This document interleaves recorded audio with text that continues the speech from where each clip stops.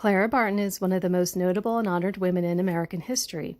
She was born on Christmas Day, 1821, in Oxford, Massachusetts, with a big heart and a kind, sympathetic nature, gifts that she would put to good use later on in life.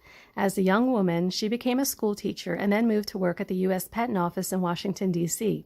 She had already decided early on in life not to marry because she thought that she could be more useful to the world by being free from the bonds of matrimony. When the Civil War broke out in 1861, she felt duty-bound and called to serve those who were injured on the front lines. Risking her own life, she hitched up a wagon to bring supplies and medical support to soldiers in the field. Known as the Angel on the battlefield, she ministered to the wounded and dying. She made soup for the soldiers, tended to their injuries, and turned any unused structure, like a barn or shed, into a sick room, because medical care was only provided in hospitals that were miles away from all of the fighting. News of her work became known, and people began to donate to her cause.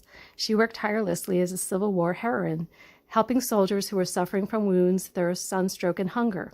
When the Civil War ended, she earned money as a popular speaker, delivering lectures about her experience during the war.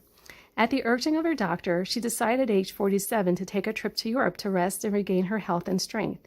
It was there in Switzerland where she was first introduced to the International Red Cross, a newly formed world organization from the Geneva Convention of 1864. According to the treaty, anyone or thing bearing the Red Cross symbol was protected and could not be harmed.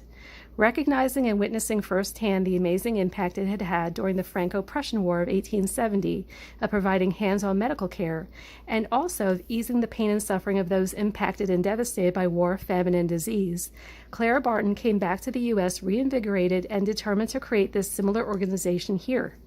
Her patience, persistence, and perseverance paid off. In 1881, the American Red Cross was founded when she was 59 years old.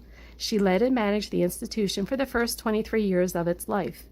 Over time, it became the main source of relief during national disasters.